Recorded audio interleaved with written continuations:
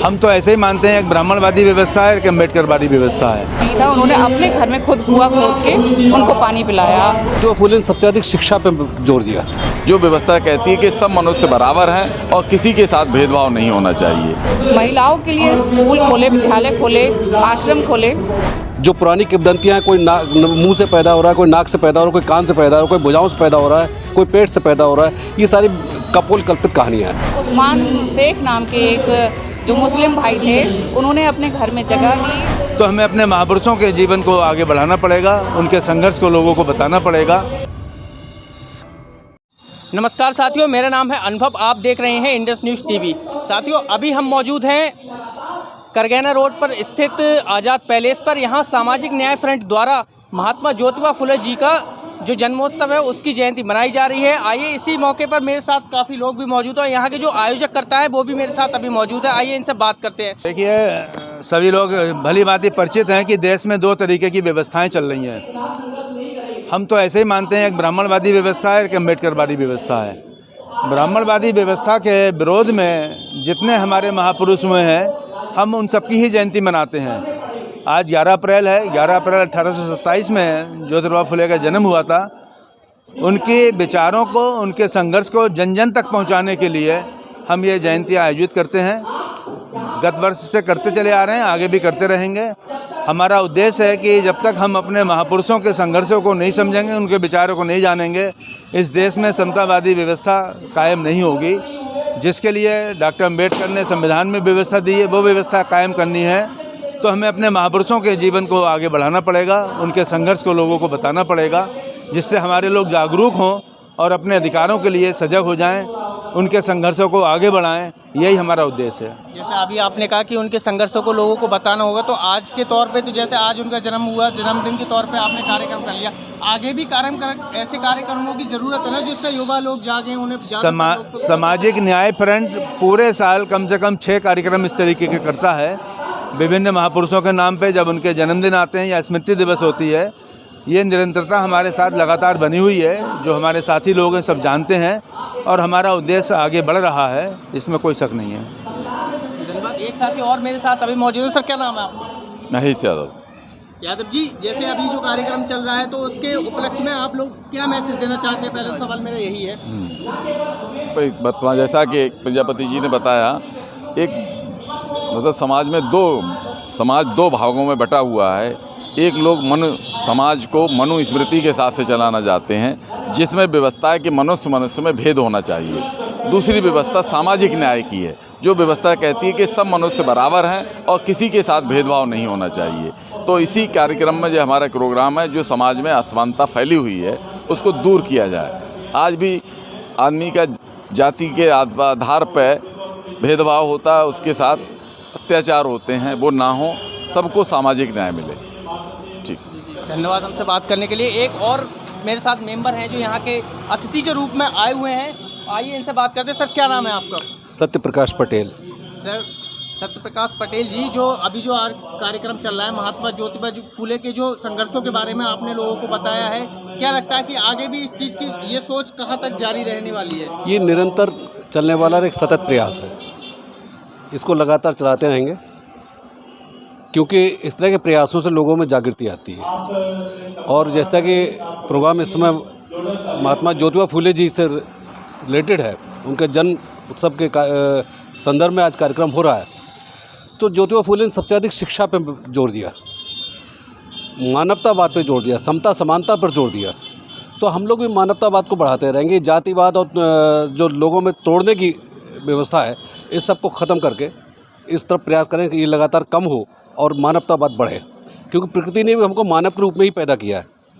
जो पुरानी किंवदंतियां हैं, कोई मुंह से पैदा हो रहा है, कोई नाक से पैदा हो रहा है, कोई कान से पैदा हो रहा है, कोई भुजाओं से पैदा हो रहा है, कोई पेट से पैदा हो रहा है, ये सारी कपोल कल्पित कहानियाँ हैं। ऐसा कुछ ना कभी था, ना है और ना ही होगा कभी। आए हुए हैं। सर, क्या नाम है आपका? राम अवध।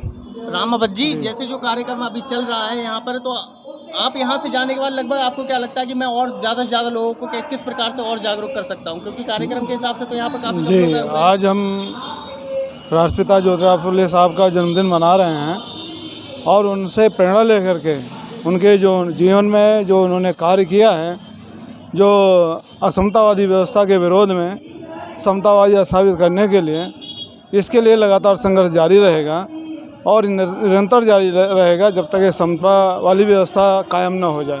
हमसे बात करने के लिए आप सभी लोगों का बहुत बहुत धन्यवाद। धन्यवाद। साथियों, यहाँ पर जो कार्यक्रम चालू था वहाँ के यहाँ पर जो महिलाएं लोग आई हुई हैं, आइए इनसे विशेषकर रूप से बात करते हैं, क्योंकि जो महात्मा ज्योतिबा फुले जी जो थे उन्होंने सबसे पहली लड़ाई अपनी महिलाओं को समान अधिकार, उनके लिए प्रति शिक्षा, इन्हीं की संघर्षों की जो लड़ाई थी वो ही जारी रही अभी तक है उनकी। और यहाँ पर आई हुई महिलाओं लोगों से बात करते हैं। तो मैम, क्या नाम है मैम आपका?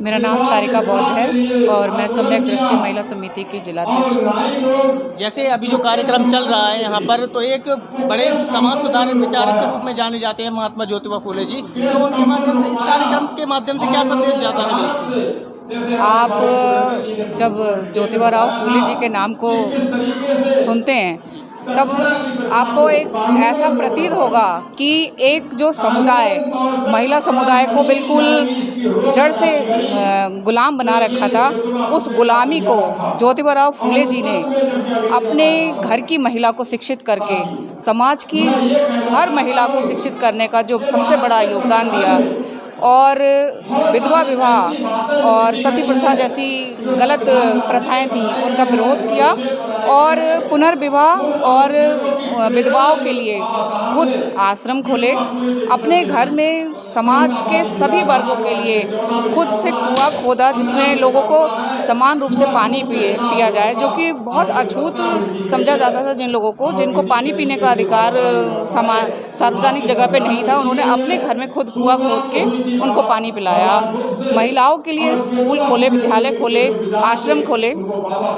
तो आप समझ सकते हैं कि जब हम ज्योतिबा फुले जी का नाम लेते हैं तो कितनी बड़ी व्यवस्था को हम संबोधित कर रहे हैं। जी। तो बाबा साहेब ने महिलाओं के लिए जो हिंदू कोड बिल दिया है वो आज इतनी बड़ी शक्ति है कि महिलाएं किस किस नौकरियों पे पहुंची हुई थी, उस व्यवस्था को आज का शासन प्रशासन ख़त्म करने के दौर पे है। तो मैं ये कहूँगी कि आप लोग हर समय जागरूक रहते हैं और महिलाओं के संबंध में या समाज से संबंधित जो भी सवाल जवाब होते हैं आप लेते हैं और विचारधारा को फैलाने का काम आप लोग भी जो कर रहे हैं उसके लिए आप लोगों को भी बहुत बहुत साधुवाद है। हम लोग तो सब लोग मिलके कर ही रहे हैं, सभी लोगों का सहयोग रहेगा तो हम कहीं ना कहीं ज्योतिबा राव फुले जी, बाबा साहेब के विचारों को आगे बढ़ाते रहेंगे, उनके प्रचार प्रसार करते रहेंगे। धन्यवाद मैम हमसे बात करने के लिए। Thank you. साथियों, आपने देखा कि जैसे खुद महिला होते हुए भी उन्होंने महिलाओं के सशक्तिकरण, कहीं ना कहीं आज भी महिलाओं के प्रति जागरूक होने की काफ़ी कमी है,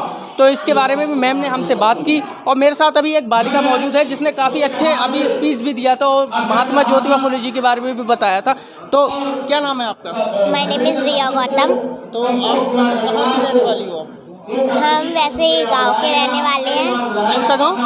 मालमपुर, जो बदायूं के बराबर में है।